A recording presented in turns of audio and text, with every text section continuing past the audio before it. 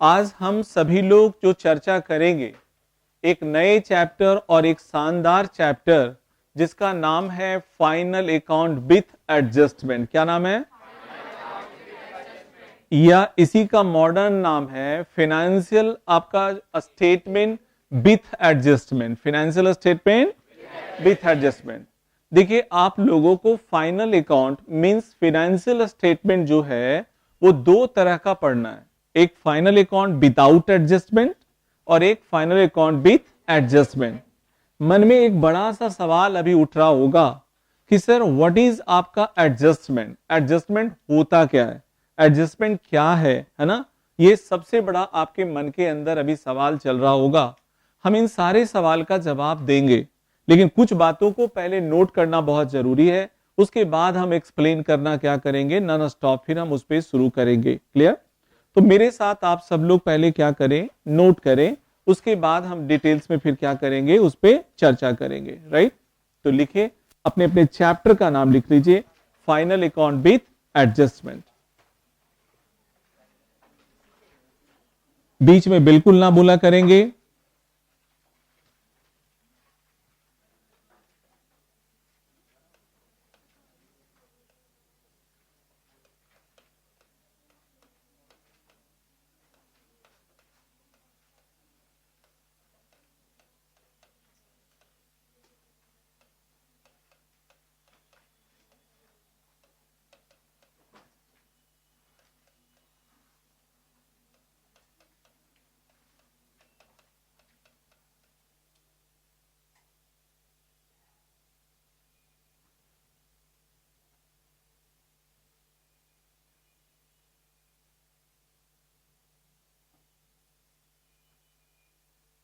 हो गया? मैं आगे बढ़ूं?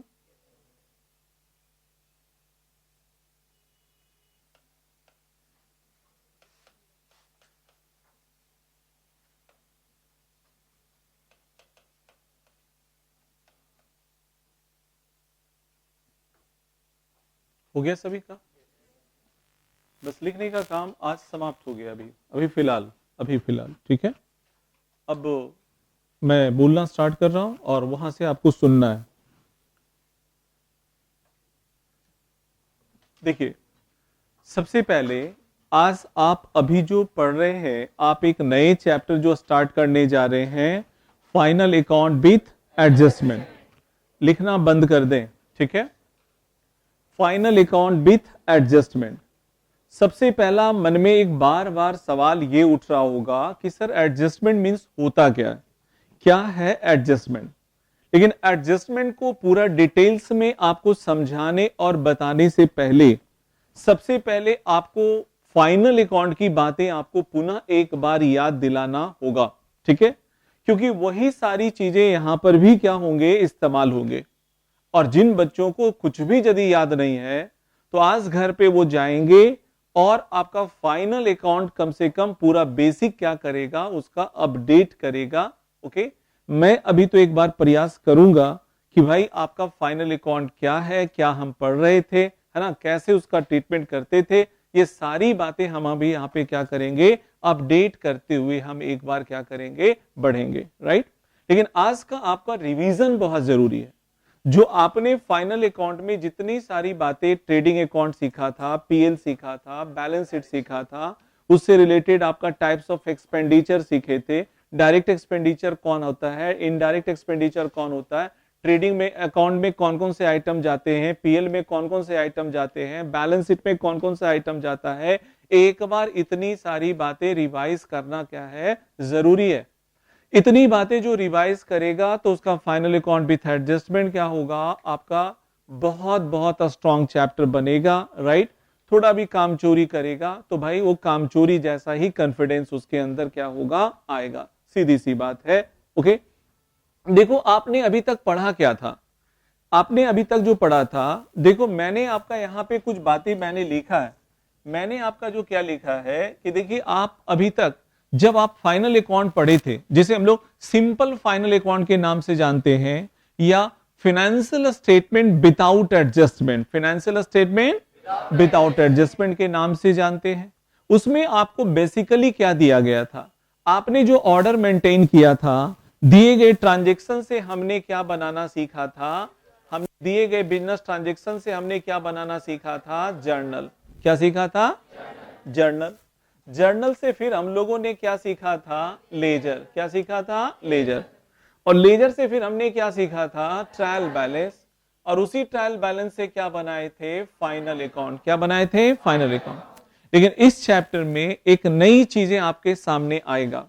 यहां केवल और केवल ट्रायल बैलेंस नहीं रहेगा, ट्रायल बैलेंस के साथ साथ क्या रहेगा? एडजस्टमेंट रहेगा। क्या रहेगा? एडजस्टमेंट।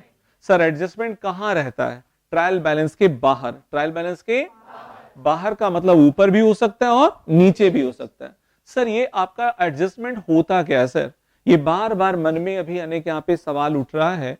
बच्चे ये सारे सवाल का जवाब अभी विदिन आपका क्या हुआ, मिनटों में ये सारी बातें क्या होगा आपको मिल जाएगा, है ना?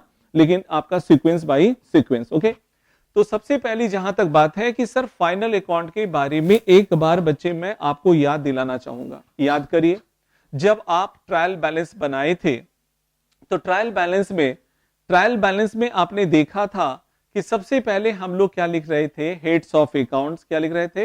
Heads of account. दूसरा हमारा आपका जो है आपका डेबिट बैलेंस, फिर आपका क्या है? क्रेडिट बैलेंस, है ना? एक कॉलम और हो रहा था जिसको हमें मतलब क्या था? नहीं था। अब डेबिट बैलेंस किस किस नेचर ऑफ आइटम का डेबिट बैलेंस होता है, किस किस नेचर ऑफ आइटम का क्रेडिट बैलेंस होता है, ये लाइफ टाइम ऑलवेज याद रखनी चाहिए एज ए कॉमर्स के स्टूडेंट होने के नाते, राइट? तो भाई आप जैसा जानते हैं कि आपका डेबिट बैलेंस कौन कौन से नेचर ऑफ आइटम का डेबिट बैलेंस होता है, तो मैंने आपको बताया था कि all expenses and all losses and all assets have always debit balance. all expenses and all losses and all assets have always debit balance। जितने सारे संपत्तियां होगी, जितने सारे एक्सपेंसेस होंगे या लॉसेस होंगे, सभी का ऑलवेज कैसा बैलेंस होगा? डेबिट बैलेंस होगा। And all income and profits and liabilities have always credit balance. Always credit balance. क्या ये बातें याद आ रही है क्या? तो बच्चे ये सारी बातें आप लोगों को, आपको मैं क्या किया था पहले से मैं बता रखा था, है ना? देखो जी, सबसे पहले जहां तक बात आती है तो ये आपका सारा का सारा आपको ये बात पता है कि सर ये हमारा ट्रायल बैलेंस जब आपका होता था, तो बच्चे अभी मैं फाइनल अकाउंट विथ एडजस्टमेंट की कोई बातें नहीं कर रहा हूं, मैं सिर्फ उसके लिए पहले एक आपका एक अच्छा रास्ता तैयार कर रहा हूं, राइट? मैं उसके लिए पहले क्या कर रहा हूं? एक अच्छा रास्ता तैयार कर रहा हूं, अपडेट कर रहा हूं, उसके बाद हम आपका आएंगे फाइनल अकाउंट विथ एडजस्टमेंट पे आएंगे, है ना? क्योंकि फाइनल अकाउंट पढ़े हुए आपको पहले आपका क्या हुआ, काफी समय हो गया, तो इसलिए थोड़ा सा उसका मैं याद दिलाना जरूर चाहूंगा, राइट? तो देखो ट्रायल बैलेंस की जहां तक बात है तो आपको ये बात पता है कि सर ये डेबिट बैलेंस का कॉलम होता है, ये क्रेडिट बैलेंस का कॉलम होता है। सर आपको ये बात पता है कि all expenses and all losses have always क्या है? Debit balance. और ऑल एसेट्स हैव ऑलवेज क्या होगा? Debit balance. All income and आपका प्रॉफिट्स हैव ऑलवेज क्या होगा? Credit balance. And all liabilities have always क्या होगा? Credit balance. आपको ये बात पता है कि सर इसी से बनता है ट्रेडिंग अकाउंट। क्या बनता है बच्चे? Trading account. इसी से सर बनाया जाता है ट्रेडिंग अकाउंट, इसी से बनाया जाता है प्रॉफिट एंड लॉस अकाउंट, और इसी से बनाया जाता है क्या? फाइन अब बैलेंस शीट बनाया जाता है। क्या बनाया जाता है बच्चे? बैलेंस शीट बनाया जाता है। सर ये आपका है, इस प्रकार से आपका यहां दिया हुआ है, ये मेरा प्रॉफिट एंड लॉस अकाउंट, और साथ में मैं बनाता हूं साथ में क्या? बैलेंस शीट बनाता हूं। सर ये मुझे आपका बातें याद आ रही है, यदि याद नहीं भी है तो आपको सारी बातें याद आ जाएगी, और आप घर पे आज जाएंगे तो एक एक करके जब आप पढ़ेंगे फिर से याद करेंगे, आपको अपडेट करेंगे, और अपडेट करना हर बच्चों की जिम्मेदारी है। जितने सारे बच्चे थोड़ा लापरवाही बरतेंगे तो उस लेवल का कॉन्फिडेंस फिर कभी दोबारा क्या होगा? नहीं आ पाएगा। इसलिए आप लोगों की जरूरत है कि हर हाल में इसे पूरा अपडेट करेंगे। आज घर में पूरा का पूरा क्या होगा? आपको फाइनल अकाउंट को फिर से एक बार क्या होगा? आइटम वाइज आपको याद करना पड़ेगा कि कौन कौन से आइटम कहां कहां पे जाते हैं।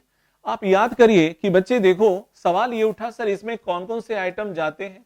आपको ये बात पता होगा कि सर आपका जैसे अब फाइनल अकाउंट होता क्या है, ये ऑलरेडी मैं बता चुका हूं कि भाई किसी भी बिजनेस ऑर्गेनाइजेशन का ग्रॉस प्रॉफिट या ग्रॉस लॉस, नेट प्रॉफिट और नेट लॉस, और फाइनेंशियल पोजीशन जानने के लिए साल के अंत में जो अकाउंट और स्टेटमेंट बनाया जाता है उसी अकाउंट और स्टेटमेंट को क्या कहते हैं, फाइनल अकाउंट कहते हैं, या फाइनेंशियल स्टेटमेंट के नाम से जाना जाता है, राइट।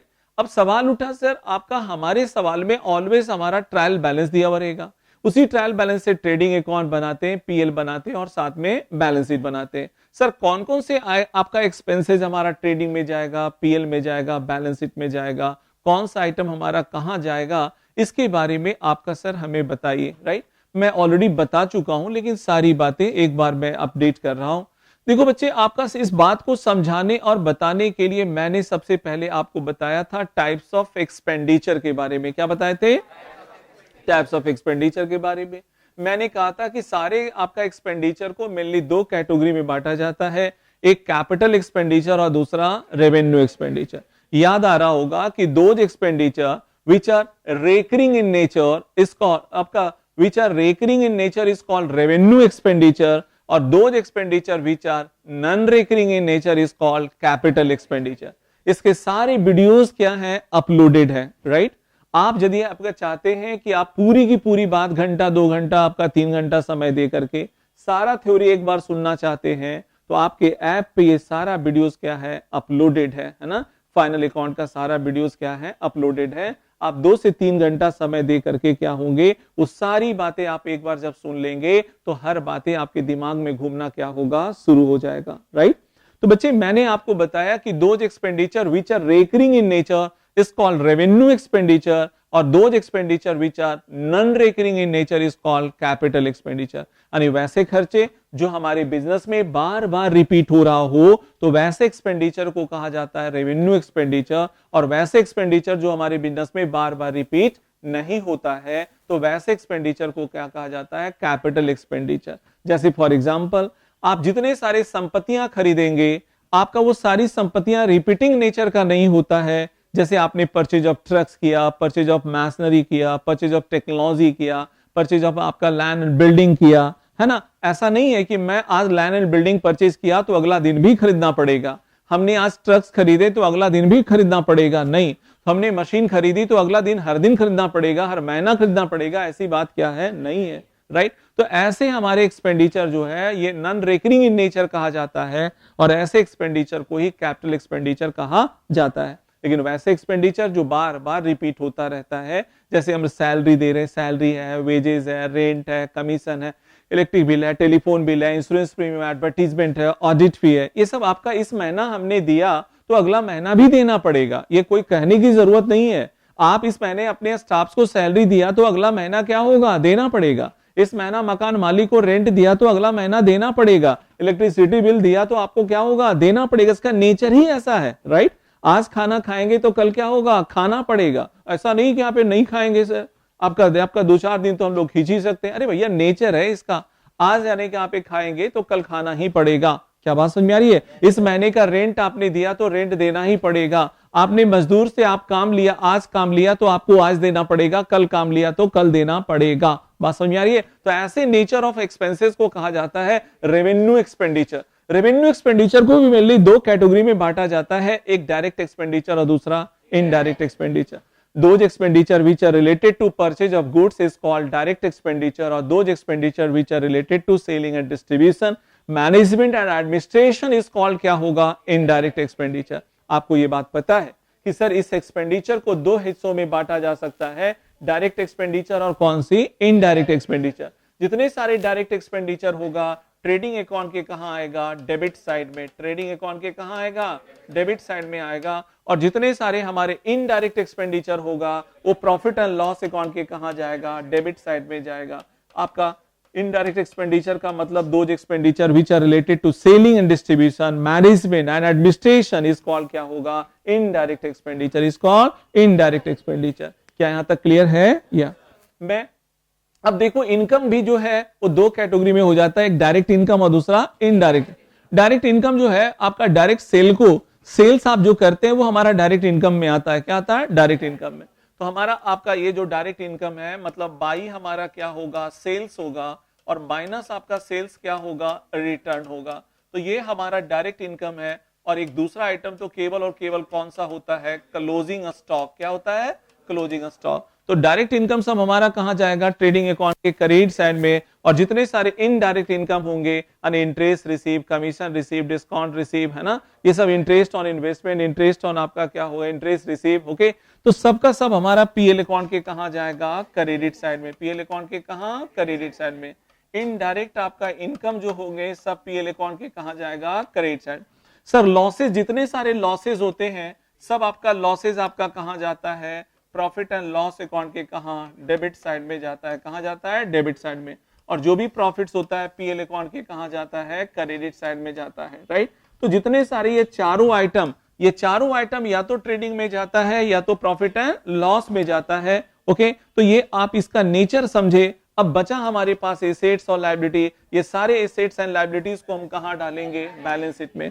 सारे एसेट्स को राइट साइड में और सारे लायबिलिटीज को कहां, लेफ्ट साइड में।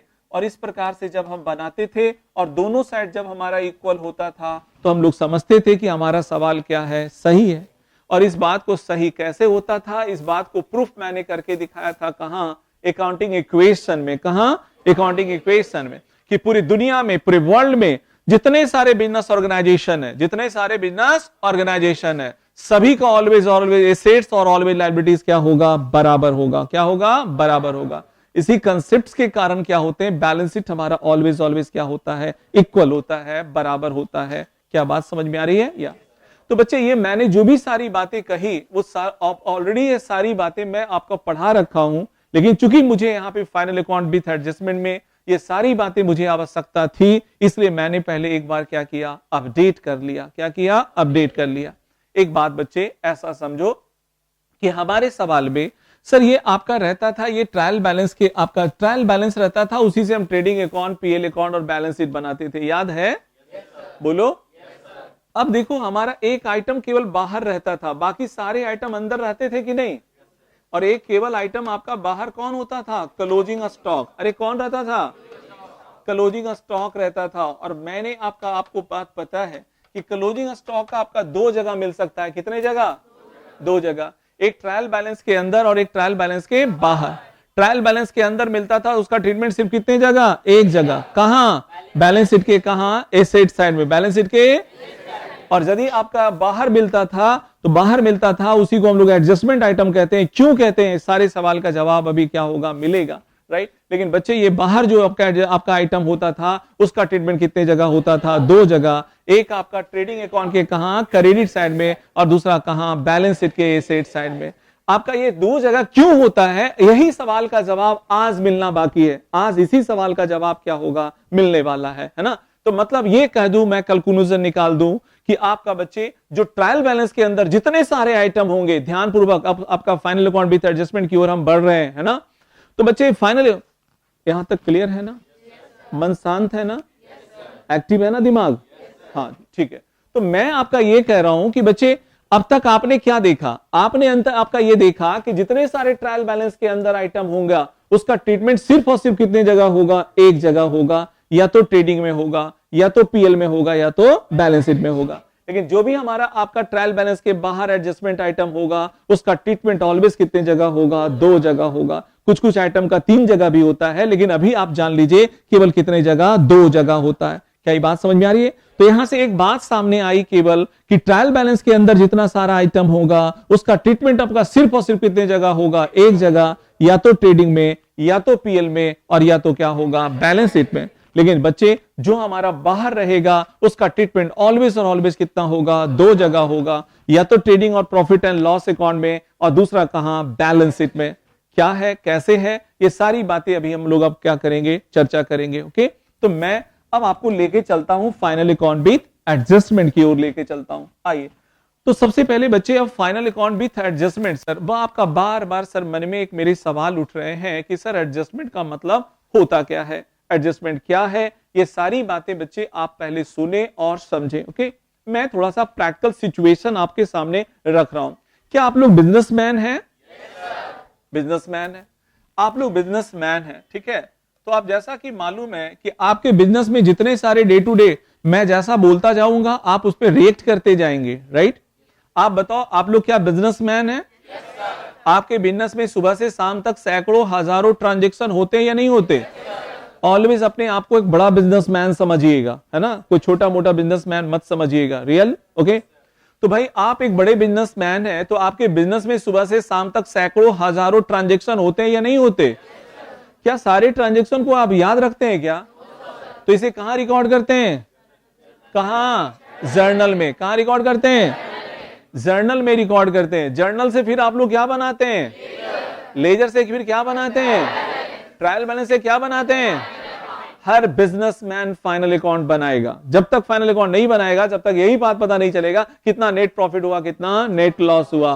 क्या बात समझ आ रही है? या हमारी बिजनेस का फाइनेंशियल पोजीशन क्या है? फाइनेंशियल पोजीशन क्या है का मतलब ये हुआ कितना एसेट्स हमारे पास है, कितना लायबिलिटीज है। सर ये बात पता क्या होगा? नहीं चलेगा। इस सारी बातों को पता करने के लिए फाइनल अकाउंट आपको क्या होता है? बनाना ही पड़ता है, राइट।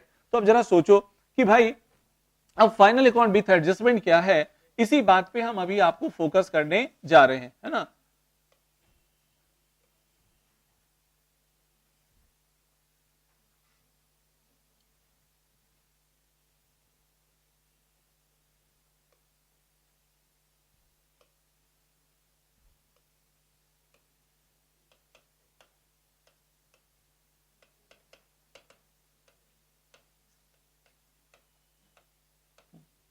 आप लोगों ने एक फैक्ट्री को रेंट पे लिया है, चलो एक आपका शॉप लिया, एक ऑफिस लिया है 20,000 पर मंथ पे। कितने पे?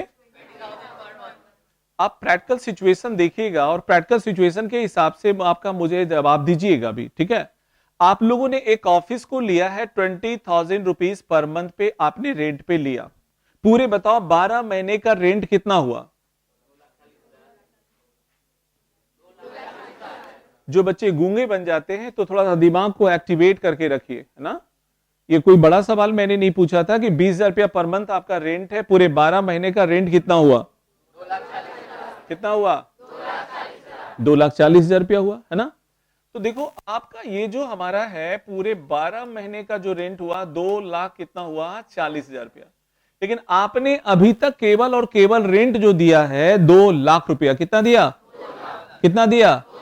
देना कितना बाकी है? 40,000 रुपया देना बाकी है, ठीक है ना। तो जो हम लोगों ने अभी तक दिया है वो ट्रायल बैलेंस के अंदर दिखाया जाता है। कहां दिखाया जाता? ट्रायल बैलेंस के अंदर दिखाया जाता है जो हमने अभी तक दे दिया, और जो हमें अभी भी देना बाकी है वो ट्रायल बैलेंस के कहां दिखाया जाता है? बाहर। कहां दिखाया जाता है? बाहर, जिसे हम लोग एडिशनल इंफॉर्मेशन कहते हैं। क्या कहते हैं? इसे हम लोग एडिशनल इंफॉर्मेशन कहते हैं, लेकिन मैंने लिखा है एडजस्टमेंट लिखा है, राइट। एडिशनल इंफॉर्मेशन का ही नाम बदल करके फिर क्या हो जाता है? एडजस्टमेंट हो जाता है। क्या हो जाता है? एडजस्टमेंट। क्या ये बात समझ रहे हैं? आप बताओ, आप लोगों ने ऑफिस को रेंट पे लिया है कितने रुपए पर मंथ पे? 20,000 रुपीज पर मंथ पे। पूरे 12 महीने का रेंट कितना हुआ? लेकिन अभी तक आपने दिया कितना? कितना देना बाकी है?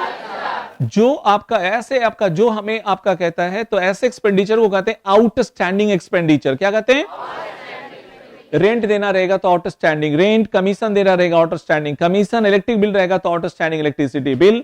Mean those expenditure which are related to current year but not paid in current year is called outstanding expenditure. वैसे खर्चे जो इसी साल से रिलेटेड, सब डिफिनेशन वगैरह लिखवाएंगे, अभी पूरा टू द पॉइंट के बस समझना है, सुनना है, राइट। एक एक चीजें सब बातें क्या होगा? लिखाई जाएगी, ओके।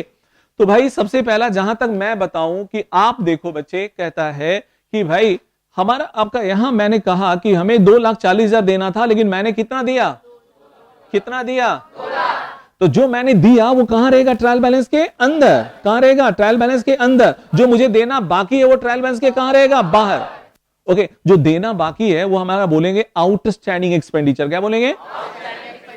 तो आउटस्टैंडिंग, यहां पे रेंट है तो आउटस्टैंडिंग क्या कहलाएगा? रेंट। आउटस्टैंडिंग क्या कहलाएगा? रेंट।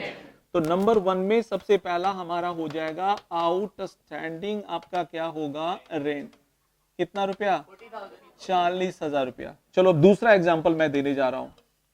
आप लोगों ने एक स्टाफ को अपॉइंट किया। किसको? स्टाफ को। क्या आपका बिजनेस बिना स्टाफ का चलेगा? आपने एक अच्छा आपका स्टाफ अपॉइंट किया भाई, 30,000 रुपया पर मंथ आपने उसे देने का फैसला किया। कितना?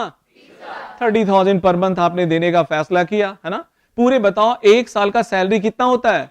3,60,000। कितना होता है? 3,60,000। 3,60,000 रुपया हुआ, लेकिन आपने उसे 4 लाख रुपया दे दिया। कितना? भैया आपका होता है केवल 3,60,000 ही होता है, केवल आपका यहां से आपका पूरे 12 महीने का जो आपका सैलरी हो रहा है 3 लाख कितना 60,000, लेकिन आपने पे कर कितना कर दिया 4 लाख, तो अगले साल से रिलेटेड कितना दे दिया 40,000 रुपया। इसे बोलेंगे प्रीपेड एक्सपेंडिचर। क्या बोलेंगे?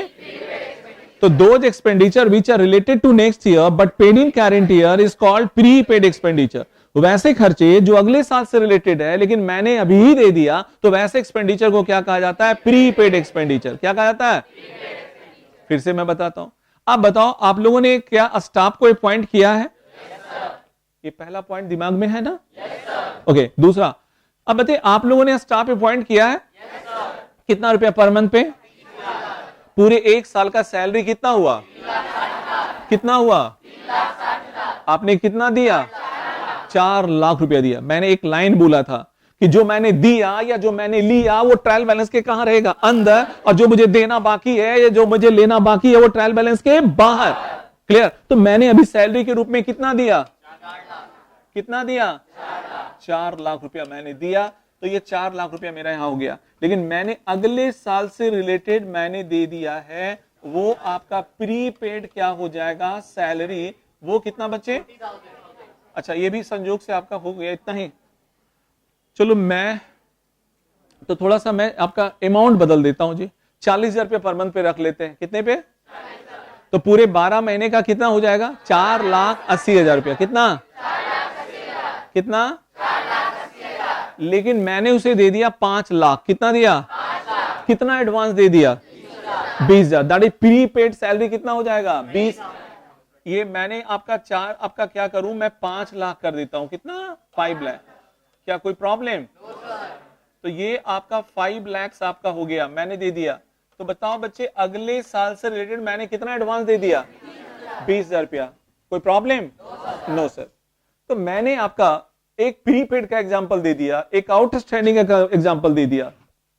एक आइटम पे और मैं विचार करवाता हूं। क्या आप लोग बिजनेसमैन हैं? आप लोग के पास बहुत ज्यादा पैसा जब हो जाता है तो उस पैसे को क्या चाहते हैं? कि हमारा पैसा दिन दुना रात चौगुना क्या हो, बढ़े। यही तो उद्देश्य होता है। तो आपने अपने पैसे को आपने किसी को क्या किया? एज ए लोन के तौर पे क्या किया? दे दिया।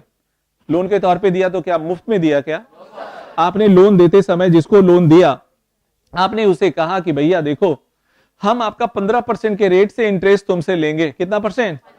15% के रेट से आपका इंटरेस्ट लेंगे। ठीक है, तो आपने 2 लाख रुपया उसे लोन दिया। कितना दिया? तो 2 लाख का 15% 1 साल के लिए कितना होगा? 30,000 रुपए। कितने होंगे? 30,000। पूरे 1 साल का इंटरेस्ट हमें कितना मिलना चाहिए? 30,000, लेकिन हमें मिला है केवल 25,000। कितना मिला? हमें कितना मिला? कितना लेना बाकी है?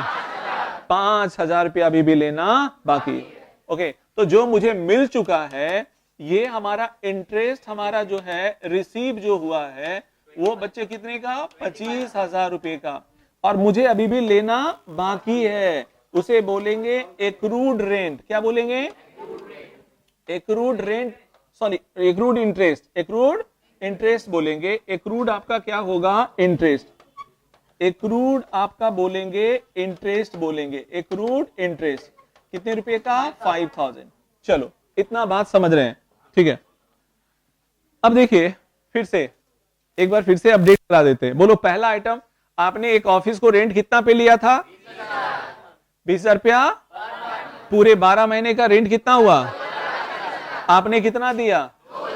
कितना देना बाकी है? ओके, एक स्टाफ को आपने रखा था कितने रुपए पर मंथ पे? 40,000 रुपया पर मंथ पे। कितने पे? पूरे 12 महीने का सैलरी कितना हुआ? 4,80,000, लेकिन आपने कितना दिया? कितना आपका अगले साल से रिलेटेड दे दिया? वो आपका प्रीपेड क्या कहलाएगा? सैलरी। आपने किसी को लोन दिया था? कितने लोन दिए? 2 लाख। कितना परसेंट इंटरेस्ट लेना था? 15%। तो 15% आपका टोटल कितना हो गया? 30,000। कितना? 30,000, लेकिन मुझे अभी तक मिला कितना है? 25,000। कितना लेना बाकी है? कितना लेना बाकी है? ये बात क्लियर है? यहां तक पहले आपके दिमाग में ये सारी बातें आपका घूम रहा होगा। अब मैं आपका दूसरा सवाल आपसे करता हूं। बताओ बच्चे, फाइनल अकाउंट जो बनाया जाता है, क्या हर 3 महीने पे, हर 6 महीना पे, हर 9 महीना पे, या हर साल के अंत में? बोलो, या हर 18 महीना पे? आप बताइए। अब सवाल उठा, सर ये आपका जब भी फाइनल अकाउंट बनाए जाते हैं ना दुनिया में, ये आपका कस्टम है, एक रीति रिवाज है कि ऑलवेज, आप ही बताओ, आप लोगों का जो एग्जाम होते हैं आपका प्रमोशन के लिए, एक क्लासेस से दूसरे क्लासेस में आपका शिफ्ट करने के लिए, आप इन्हें बताओ, आपका हर 6 महीना पे शिफ्टिंग होता है ना? क्या होता है? 1 साल पे। यानी किसी भी चीजों का परफॉर्मेंस जानने के लिए एक टाइम पीरियड निर्धारित किया जाता है, एक टाइम पीरियड निर्धारित किया जाता है। वो आप लोगों के लिए भी 12 महीना है और कंपनियों के लिए भी क्या है? 12 महीना है। क्या समझ में आ रहा है? इस पीरियड को हम लोग कहते हैं एक काउंटिंग पीरियड। क्या कहते हैं? उसी को कहते हैं काउंटिंग ईयर कहते हैं। तो पूरा किसी भी कंपनी का, दुनिया में जितने सारी कंपनियां जो भी अपना, जिस कोई भी आप बताओ, जैसे सबका अपना अपना परफॉर्मेंस क्या होता है भाई, आपको उस परफॉर्मेंस से आपका क्या होता है? चेक करना होता है ना? कोई भी, हम जैसे आप स्टूडेंट हैं तो आप कितनी पढ़ाई कर रहे हैं या नहीं कर रहे हैं, तो इसके लिए टेस्ट आपका क्या व्यवस्था की गई है? टेस्टिंग, टेस्ट का, है ना? आप एग्जामिनेशन में भैया, आप एग्जामिनेशन सिस्टम डेवलप किया गया। क्या डेवलप किया गया? Examination system. आप एग्जामिनेशन में पास करते हैं तो अगले क्लास में प्रमोट होते हैं, आपका क्लास का फेल कर गया वो बच्चा वहीं पे नजर आता है। क्या बात समझ में आ रही है? यही सिस्टम है ना। उसी प्रकार से हमारा यहां पे ये कहना है कि बच्चे देखो, कहता है कि आप बिजनेस का परफॉर्मेंस जानना चाहते हैं। भैया आपका बिजनेस का परफॉर्मेंस क्या बता? बिजनेस का परफॉर्मेंस का मेजर करने का तरीका क्या हो सकता है? वो आपका, उसका हमारा कितना प्रॉफिट अर्न किया या कितना लॉस हो गया, है ना? आपका बिजनेस का, आपका परफॉर्मेंस के बारे में पता करने के लिए उसके लिए पैरामीटर क्या होगा? प्रॉफिट कितना कमा रहा है, कितना पैसा कमा रहा है ना? तो किसी भी बिजनेस ऑर्गेनाइजेशन का परफॉर्मेंस जानने के लिए हम लोगों को फाइनल अकाउंट क्या होता है? बनाना ही पड़ता है। और वो कितने साल पे बनाते हैं? 1 साल पे। कितने? 18 महीना पे, 16 महीना पे? जवाब देते जाइएगा, मैं बार बार जानबूझ के पूछ रहा हूं, ठीक है? आप बताओ, क्या हर 2 साल पे आपका कंपनी, आपका फाइनल अकाउंट बनाया जाता है? क्या हर 2 साल पे जानेंगे परफॉर्मेंस? क्या हर 8 महीना पे जानेंगे? 6 महीना पे जानेंगे? 3 महीना पे जानेंगे? 11 महीना पे जानेंगे? 13 महीना पे जानेंगे? कितने साल पे? ये एक रूल पारित किया हुआ है। The institute, the international accounting committee जो है, पूरे वर्ल्ड में जितनी सारी कंपनियां काम कर रही है, सभी को अपना परफॉर्मेंस कितने साल पे शो पेश करना है? 1 साल पे। कोई कंपनी कहेगा नहीं, हमारा तो मन ही 12 महीना में नहीं कर रहा है, 14 महीना में करेंगे। क्या ऐसा संभव है? आप बोलेंगे सर इस बार मेरा एग्जाम देने का मन नहीं है, अगला, आपका अगला महीना ले लेना हमसे, ठीक है ना? या 1 महीना पहले ही ले लो ना मुझसे, नानी घर जाना है। आ रहा समझ में? क्या ऐसा होगा क्या? अरे भैया एग्जामिनेशन छूटा की बात समझिए कि उसी क्लास में रह गए। क्या बात समझ में आ रही है? तो इसका मतलब यह हुआ कि सबका एक रूल है, आपका रेगुलेशन है। अब जरा सोचिए, तो मैं यहां पे कह रहा हूं बच्चे कि जैसे देखो, कहता है कि यहां हमारा फाइनल अकाउंट, हमें आपका फाइनल अकाउंट विथ एडजस्टमेंट की बात कर रहे हैं। अब देखो, इसका मतलब ये बात तो पक्का है कि फाइनल अकाउंट जो ऑलवेज बनाए जाते हैं वो आपका 1 अकाउंटिंग ईयर के लिए, यानी 12 महीने के लिए। कितने के लिए? तो हमारा उद्देश्य क्या है? बिजनेस का, हर बिजनेस का पूरे 12 महीने का नेट प्रॉफिट या नेट लॉस जानना। पूरे आपका कितने महीने का? 12 महीने का नेट प्रॉफिट या नेट लॉस जानना, या 14 महीने का? 12 महीने का, या 15 महीने का, या 11 महीने का? 12 महीने का ही हमें जानना है ना? इसका मतलब यह हुआ कि हमें अब आपका जो है, देखो, तो इसके लिए हमें क्या करना पड़ता है ये मैं समझा रहा हूं। ये देखो आपका यहां हमारा जो है, जस्ट 1 मिनट, इसलिए यहां पे लिखा जाता है for the year ending, for the year ending. क्या कभी आपने देखा है लिखा हुआ for the 8 month ending, 11 month ending, 14 month ending? Always कितना देखा? Year ending, for the year ending. क्या बात समझ में आ रही है? या तो ये आपने, तो पीएल अकाउंट में हमने यहां पे क्या किया? लिख दिया। दूसरा हमारा जो है, मैं यहां पे बैलेंस शीट के लिए क्या करता हूं? जगह बना लेता हूं, ठीक है? ये बताओ, ये बैलेंस शीट के लिए। तो बच्चे आप देखो, सबसे पहला जहां तक बात है, आपको फिर से मैं आपको यहां पे बता दूं कि एडजस्टमेंट अब क्या है, इसी पे सवाल का जवाब मिलेगा, ठीक है? इतना सारी जो है ना, इसके लिए बेस पहले तैयार किया गया। आप बताओ, ये जो फाइनल अकाउंट बना रहे हैं हम लोग 12 महीना के लिए या 14 महीना के लिए? बोलो। तो इसका मतलब हमारा मकसद क्या है, किसी भी बिजनेस मैनेजर पूरे 12 महीने का नेट या नेट लॉस जानना। तो ये मेरा 12 महीने का नेट प्रॉफिट नेट लॉस जानने के लिए मुझे क्या करना पड़ेगा, पूरे 12 महीने का एक्सपेंडिचर डालना पड़ेगा कि नहीं? क्या पूरे 12 महीने का इनकम डालना पड़ेगा कि नहीं? क्या 10 महीने का एक्सपेंडिचर और 10 महीने का इनकम डालेंगे तो क्या मेरा 12 महीने का निकलेगा? इसका मतलब 12 महीने का एक्सपेंडिचर मुझे क्या होगा, डालना ही पड़ेगा, ना तो ज्यादा ना तो कम, ना तो ज्यादा ना तो कम। क्या बात समझ में आ रही है? ओके, तो इसका मतलब यह हुआ कि आप बताइए कि आप लोगों ने, अब रेंट है, क्या है? रेंट। अब आपका लिखना बंद कीजिए अभी। पहली बात, ये जो आपका रेंट है आपका पूरे एक आपका हर महीने का रेंट कितना था? 20,000 रुपया पर मंथ। 20,000 रुपया पूरे 12 महीने का रेंट कितना हुआ? बोलो कितना हुआ? आपने दिया कितना? कितने महीने का है? 10 महीने का है। कितने महीने का? तो हम क्या करेंगे यहां पे टू रेंट जो है आपका, बच्चे ये बताओ, ये 2 लाख रुपया ही केवल क्या 10 ही महीने का डालेंगे यहां पे? क्या 10 ही महीने का डालेंगे? क्या 12 महीने का डालेंगे? तब ना मेरा नेट प्रॉफिट मेरा 12 महीने का आएगा। ये जो मेरा हम लोग यहाँ पे जो नेट प्रॉफिट जो निकालने वाले हैं, ये हमारा जो है हर हाल में ये 12 महीने का तभी आएगा जब मेरा 12 महीने का एक्सपेंडिचर शो करेंगे, 12 महीने का इनकम शो करेंगे, तभी ना नेट प्रॉफिट 12 महीने का आएगा। यदि मैं 10 महीने का यहां पे डाल दूं और 10 महीने का इनकम डाल दूं तो क्या मेरा 12 महीने का शो होगा? नेवर नेवर, ये 10 ही महीने का शो करेगा। कितने महीने का?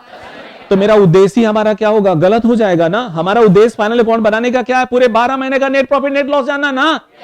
तो इसका मतलब है, आप बताओ, ये रेंट हमारा पूरे आपका 2 लाख रुपया हमने दिया, अभी भी कितना देना बाकी है? ये 12 महीना पूरा करें। तो रूल कहता है कि यदि हमने आपका पूरा 12 महीने का नहीं दिया, हमारा जो है पूरे 12 महीने का होता है 2,40,000। कितना होता है? तो पूरा 2,40,000 रुपये यहां पे शो करना पड़ेगा ना। आपका 2,40,000 रुपये हमें शो करना पड़ेगा। मैंने आपका, तो हमने अभी तक दिया कितना है? 2 लाख। हमें देना कितना बाकी है? कितना देना बाकी है? और ऐसा हम लोग आपका पूरे 12 महीने का हमें शो करना है, और लेकिन 10 महीना ही हमने दिया है। तो ये 2 महीना हमें और आपका पूरा करने के लिए, 12 महीना पूरा करने के लिए ये आपका आउटस्टैंडिंग एक्सपेंडिचर को मुझे जोड़ना पड़ेगा कि घटाना पड़ेगा? जोड़ना पड़ेगा कि घटाना पड़ेगा? जोड़ना पड़ेगा, है ना। तो ये बच्चे आपका देखो यहां पे आउटस्टैंडिंग हमारा क्या होगा? रेंट। सीरियस हो ये? बिल्कुल सीरियस। तो आप देख रहे हैं कि हमें आपका 10 महीने का हमने दिया था, लेकिन सर 10 महीने का यदि डाल देंगे, 2 लाख रुपया केवल डाल देंगे तो मेरा सवाल ही गलत हो जाएगा। मेरा नेट प्रॉफिट ही निकालना, मेरा आपका क्या हुआ, जो मेरा ऑब्जेक्ट्स को हम लोग नहीं आपका क्या हुआ पूरा कर पाएंगे, राइट। इसका मतलब 12 महीना को पूरा करने के लिए, 12 महीने का नेट प्रॉफिट नेट लॉस निकालने के लिए मुझे 12 महीने का एक्सपेंडिचर डालना ही पड़ेगा। और 12 महीने एक्सपेंडिचर डालने के लिए मुझे ये 2 महीने का जो हमारा आउटस्टैंडिंग है उसे क्या करेंगे? ऐड करेंगे। क्या करेंगे? ऐड। तो ये आपका 2,40,000 रुपया तब होगा। और ये कहता है जो ट्रायल बैलेंस के अंदर है उसका ट्रीटमेंट सिर्फ कितने जगह होगा? एक जगह। कितने जगह होगा? एक जगह। और ट्रायल बैलेंस के बाहर है जितने सारे, कितने जगह होगा? 2 जगह। तो मैंने एक जगह यहां पे ऐड कर दिया, देना बाकी था, तो मैंने पूरे 12 महीना पूरा करने के लिए मैंने क्या किया? ऐड किया। और जो देना बाकी है वो मेरे ऊपर क्या है? लायबिलिटीज। क्या है? लायबिलिटी। इसलिए उसे हम लोग कहां दिखाएंगे? बैलेंस शीट के लायबिलिटी साइड में। आउटस्टैंडिंग क्या होगा? रेंट। Outstanding rent. तो इसका मतलब इसका 2 जगह एंट्री हुआ। एक हमारा रिलेटिंग एक्सपेंडिचर में मैंने क्या किया? ऐड कर दिया। रिलेटिंग एक्सपेंडिचर में क्या किया? ऐड। और दूसरा बैलेंस शीट के लायबिलिटी साइड में क्या किया? शो किया। दूसरा बैलेंस शीट के लायबिलिटी साइड में क्या किया? शो किया। क्या ये बात सबको समझ में आ रही है? कितने लोगों को बात समझ में आई? तो बच्चे देखो, अब यहां सवाल ये है, तो ये बातें, अब देखो ये पहला आइटम, इसका मतलब ये हुआ कि सर ये एडजस्टमेंट आइटम, इस जो एडिशनल इंफॉर्मेशन था इसे एडजस्टमेंट आइटम क्यों बोला गया? अरे भाई, एडजस्टमेंट का मतलब होता है, प्रैक्टिकल मीनिंग क्या होता है? प्रैक्टिकल मीनिंग होता है, आप जैसे मान लीजिए क्लासरूम आपका फुल है, अब कोई बच्चा आया उसके बैठने के लिए जगह नहीं होता है, मान ली 5 ऑलरेडी पहले से बैठी हुई है, तो मैंने क्या कहा? अरे भाई एडजस्ट कर लो। एडजस्ट कर लो मतलब थोड़ा थोड़ा जगह बना लो और उसका सेटिंग हो जाएगा। एडजस्टमेंट मींस होता है सम एडिशन और सम सब्सट्रैक्शन, राइट। जो हमारा पहले से जो व्यवस्था है उसमें हमें क्या करना? नए सिचुएशन के हिसाब से क्या करना? रीअरेंज करना। क्या करना? रीअरेंज करना। दैट इज नोन एज क्या हुआ? एडजस्टमेंट। क्या हुआ? तो हमें क्या है? ये फाइनल अकाउंट है और ये जो मुझे देना बाकी है या लेना बाकी है उसी को तो हम लोग यहां प्लस और माइनस कर रहे हैं, और इसलिए प्लस और माइनस कर रहे हैं, इसलिए उसी दूसरा नाम क्या है? एडजस्टमेंट है। क्या नाम है? एडजस्टमेंट है। क्या ये बातें समझ में आ रही है? क्लियर हो रहा है? तो यहां हमारा जो है सबसे पहले, अब जो है जस्ट सीरियस, आपको ये बात पता होगा बच्चे, बहुत शानदार चैप्टर है, आप खुद पे खुद दिमाग खुल जाएगा। ठीक है, अब समझिए अगला दूसरा। अब बताओ, आपने स्टाफ्स को कितने रुपए पर मंथ पे रखा? 40,000 रुपए पर मंथ पे रखा ना। पूरे 12 महीने का सैलरी कितना होता है? 4 लाख कितना? 80,000। पूरे 12 महीने का सैलरी कितना हुआ? लेकिन आपने दिया कितना? तो क्या मैं 5 लाख पूरा दिखा दूं? क्या मैं 12 महीने का 12 महीने से ज्यादा दिखा दूं? नहीं। यदि 12 महीने से ज्यादा मैंने दे दिया तो मुझे लेस करना पड़ेगा। क्या करना पड़ेगा? और 12 महीने से कम मैंने दिया तो क्या करना पड़ेगा? ऐड करना पड़ेगा। क्या करना पड़ेगा? ऐड करना पड़ेगा। क्या ये बात समझ में आ रही है? इसका मतलब ये हुआ कि मैंने, अब जरा सोचिए, जस्ट सीरियस, तो ये 5 लाख रुपया हुआ, तो 2 यहां हमारा हो जाएगा सैलरी।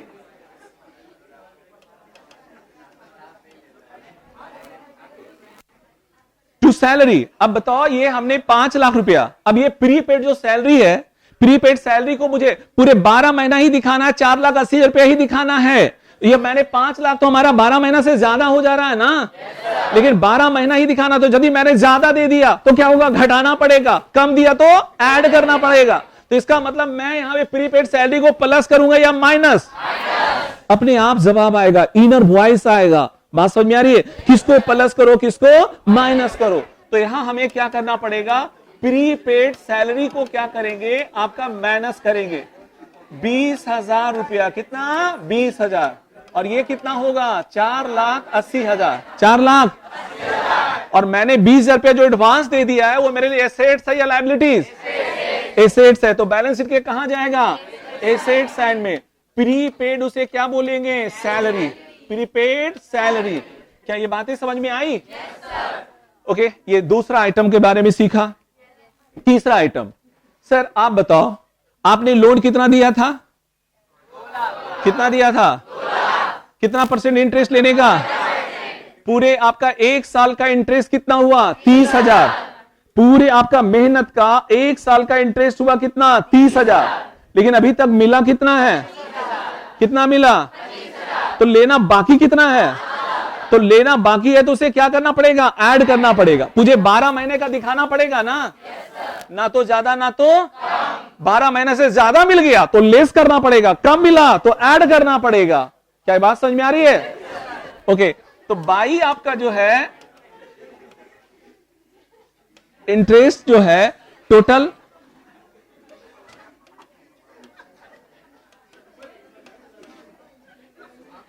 इंटरेस्ट आपका कितना हो गया? 25,000। कितना हुआ? 25,000। और ये 5,000 रुपये जो मुझे लेना बाकी है, 5,000 रुपये जो मुझे लेना बाकी है, क्या प्लस करेंगे या माइनस करेंगे? प्लस करेंगे या माइनस करेंगे?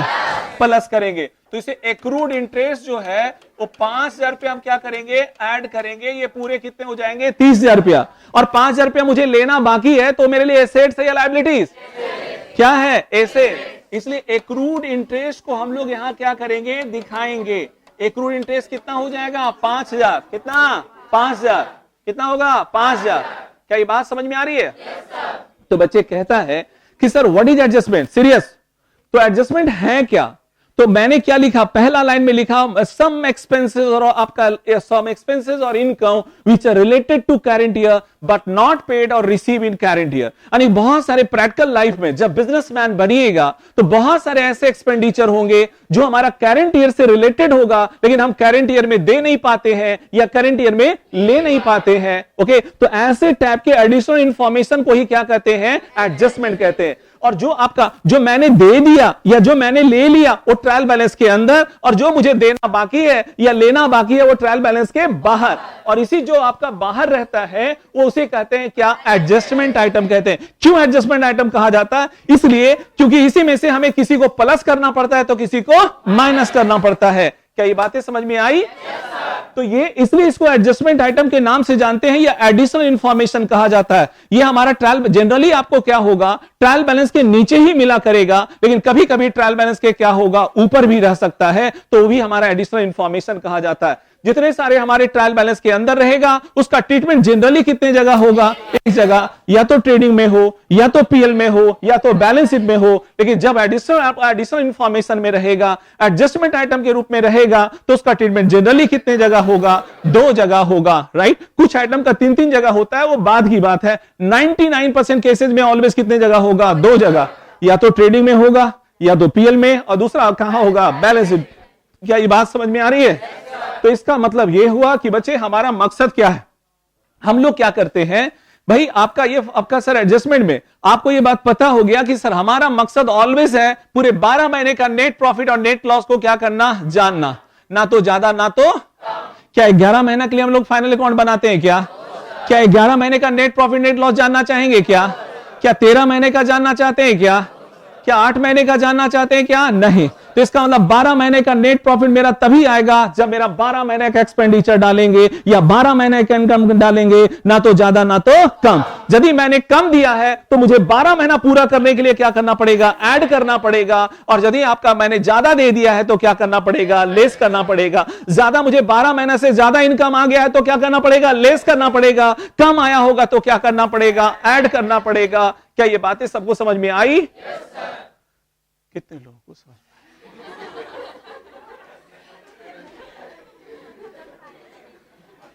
क्लियर हो गया? तो ये है आपका फाइनल अकाउंट विथ एडजस्टमेंट। क्या है? हाँ। आज बिल्कुल अलग अलग है ना, यहाँ पे ये चैप्टर था ना, बिल्कुल डिफरेंट है ना। और बच्चे तो अभी हाँ अभी अभी अभी तो बहुत कुछ बाकी है। तो सबसे पहले इस फाइनल अकाउंट विथ एडजस्टमेंट को जितना मैंने बातें आपकी बताया कि भाई क्यों आपका क्या है 2 जगह होता है, क्यों 1 जगह होता है, इन सारे सवाल का जवाब क्या हुआ, मिल गया। ठीक है ना? तो ये बातें है ना, आप सब लोग आज हंस हंस के पागल हो रहे हैं कि आज सर का नया रूप देखने को मिल रहा है। तो बच्चे एक्चुअली में मुझे बहुत खुशी होता है। देखिए अकाउंट्स जो है ना, जैसे होता क्या है कि ये अकाउंट्स मुझे पढ़ाने में बहुत बहुत मजा आता है, समझ गए ना। और तो ये चीजें जो है आपके दिमाग में जानी चाहिए कि इतना आपका फाइनल अकाउंट विथ एडजस्टमेंट है क्या। अब इसके ट्रीटमेंट के बारे में आपको फिर अगले क्लास से क्या करेंगे, बताना शुरू करें। बस इतना ही यानी कि दिमाग में लेकर के जाइए और उसको आराम आराम से क्या हुआ, खुशी खुशी पूर्वक रियलाइज करते रहिए, है ना। ओके।